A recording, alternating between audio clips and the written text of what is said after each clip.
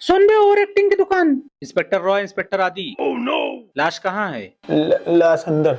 ठीक है, आओ। हाँ चलो देखें मरा हुआ आदमी कैसा लगता है। साला कुछ लोग तो मरने के बाद भी डरावने लगते हैं। उठ बे उठ, मरे हुए आदमी। अरे उधर क्या है? ये तो चटनी लग रही है, चाट के देखता हूँ। हाँ समझ में आ गया। टीम सबूत ढूंढो। हाँ चलो ढूंढते हैं।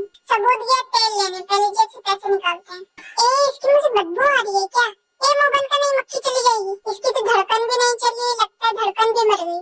सुन बे, नकली गम में डूबे हुए इंसान केस सॉल्व हो गया है। किसने किया? मर्डर तुम्हारे नौकर ने किया है, क्योंकि उसने जो चटनी खाई थी वो मैंने चाट के देखी है, उसमें जहर है। अच्छा अच्छा, लेकिन तुम नहीं मरे। अच्छा हाँ, तुम तो जानवर हो। साले तमराज किलबिस के चचेरे भाई, ये लो तुम्हारे